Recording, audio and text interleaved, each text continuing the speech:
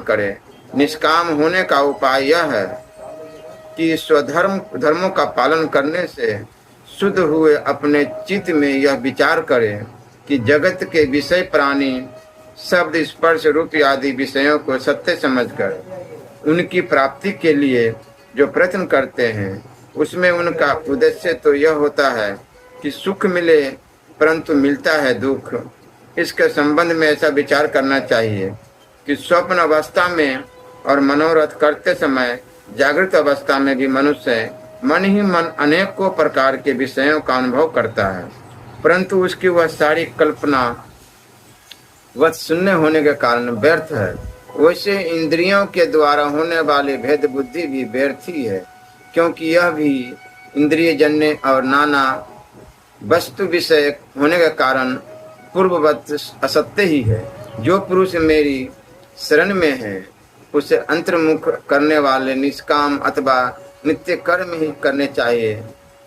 उन कर्मों का बिल्कुल परित्याग कर देना चाहिए जो बहिर्मुख बनाने वाले अथवा सकाम हो। जब आत्मज्ञान की उत्कट इच्छा जाग उठे तब तो कर्म संबंधी विधि विधानों का भी आदर नहीं करना चाहिए।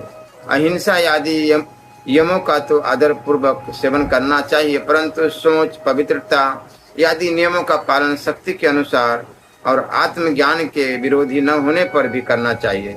जिज्ञासु पुरुष के लिए यम और नियमों के पालन से भी बढ़कर आवश्यक बात यह है कि वो अपने गुरु की, जो मेरे स्वरूप को जानने वाले और शांत हो, मेरा ही स्वरूप समझकर सेवा करे। शिष्य को अभिमान न करना चाहिए। वह कभी किसी से डाह न करे, किसी का बुरा न सोचे।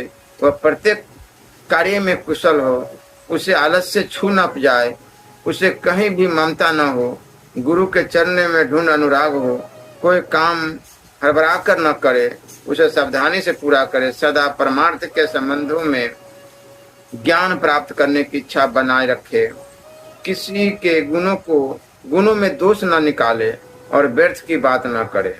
जिज्ञासु का परम धन है आत्मा, इसलिए वह स्त्री, पुत्र, घर, खेत, स्वजन और धन आदि संपूर्ण पदार्थों में एक सम आत्मा को देखे और किसी में कुछ विशेषता का आरोप करके उससे ममता न करे, उदासीन रहे।